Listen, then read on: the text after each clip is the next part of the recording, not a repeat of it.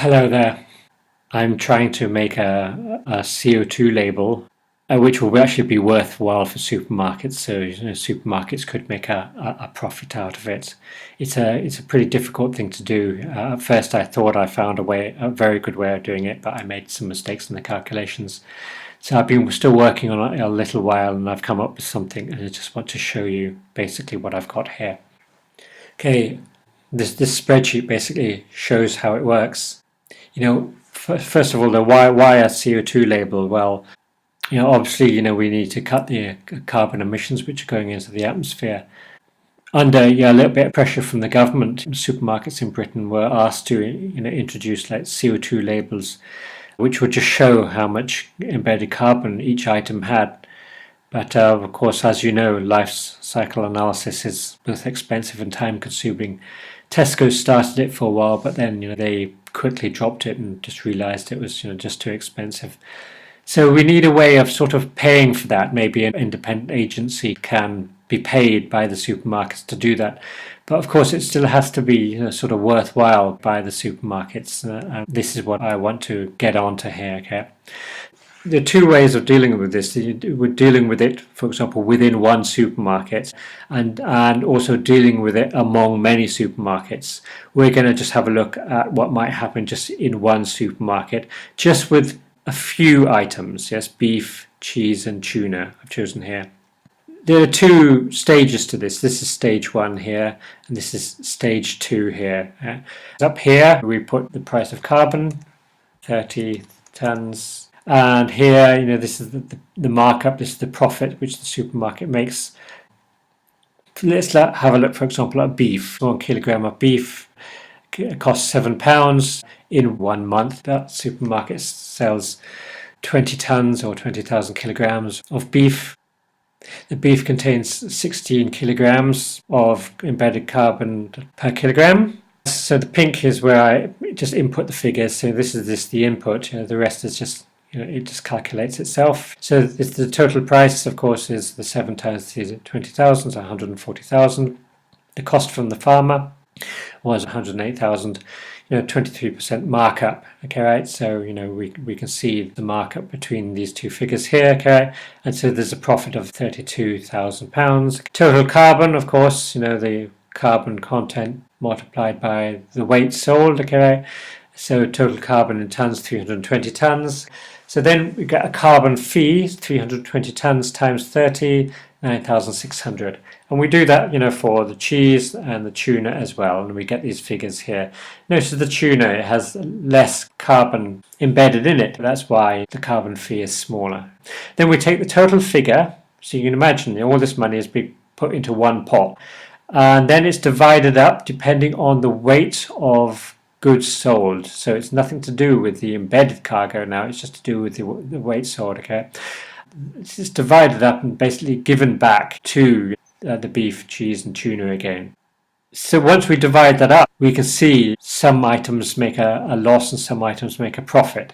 So for example, the beef paid in £9,600 but only got £7,543 out, so it basically made a loss of £2,057, right? And you do that for the cheese and the tuna as well, and the tuna actually makes a profit. So then you apply that to the price here and you get these figures here. So that's the final total price.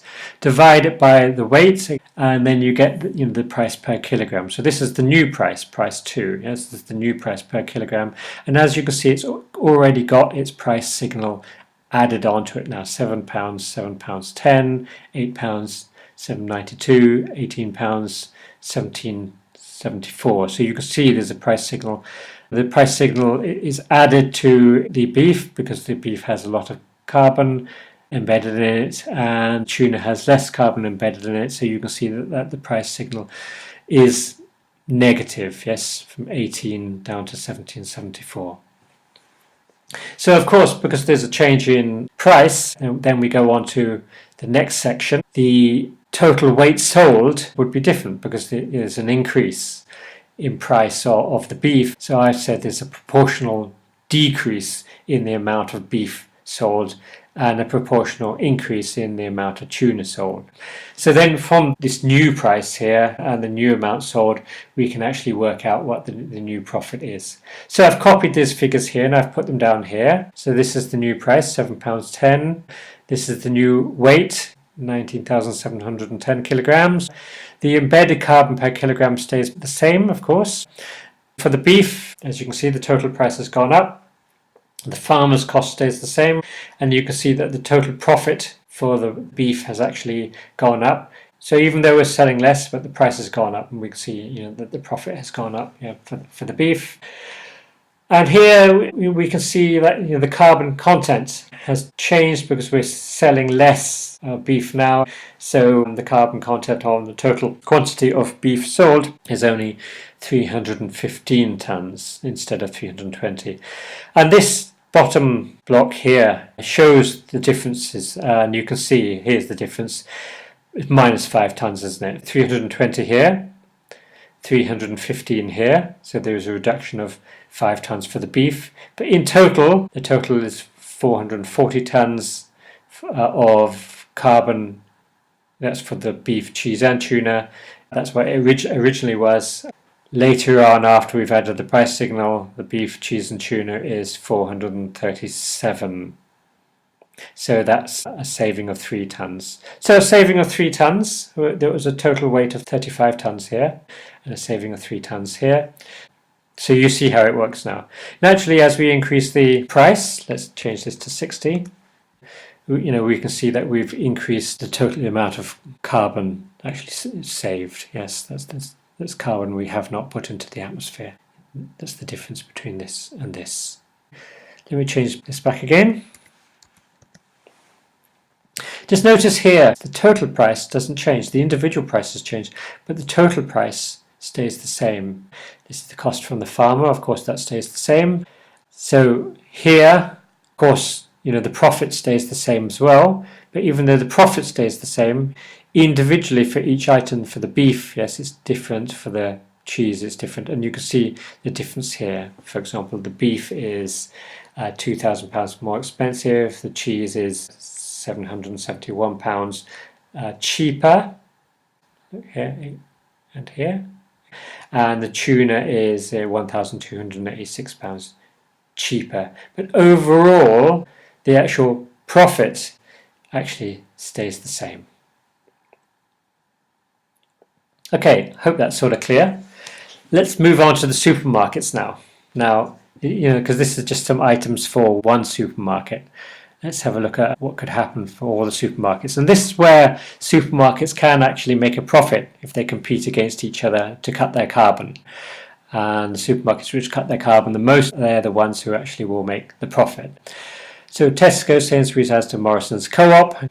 This is the weight of produce sold here.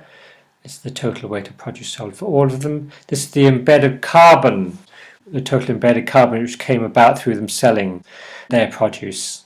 So, for example, Tesco's sold 4,000 tons of produce, and the embedded carbon in that was 16,000 tons.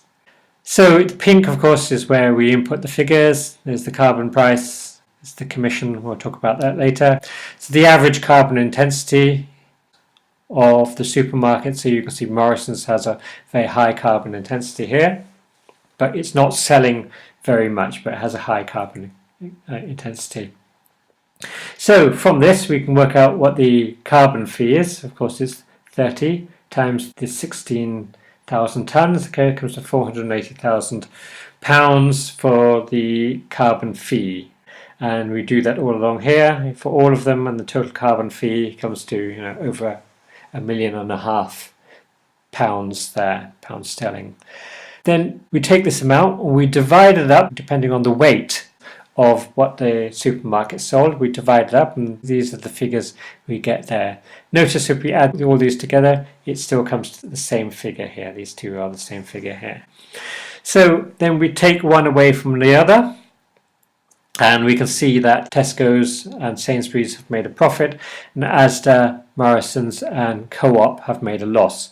So we're going to be the agency dealing with this, I hope, and Asda, Morrison's and Co-op will pay us this money, and then that exact same amount of money we'll give it back to Tesco's and Sainsbury's. But first we'll take our commission, and so this will be in fact how much is actually paid to Tesco's and Sainsbury's.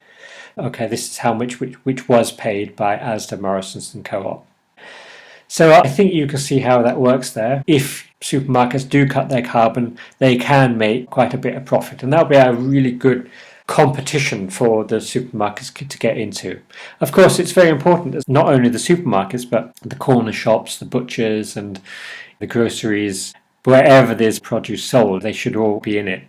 I would suggest that, for example, the corner shops, they get together with the butchers and the grocers, and they make sort of consortiums, they make groups, and then those groups will compete with the big supermarkets, Tesco, Sainsbury's, Asda, etc. So why would supermarkets want to do this? They can make a profit, but of course they can make a loss too. I think they would want to introduce it, because if I went to the government and I said I got a fantastic way of, that supermarkets can reduce their carbon, of course the government would take the fee and would not give anything back to the supermarkets. They would just put a fee on the embedded carbon and the government will keep that money. Something similar has happened with that already, when the largest 2,500 companies had to cut their carbon footprints. They had to buy allowances for extra carbon they wanted to emit into the atmosphere. Initially they were told that they would get that money back in a system similar to this one, but the government in the end just decided to keep the money.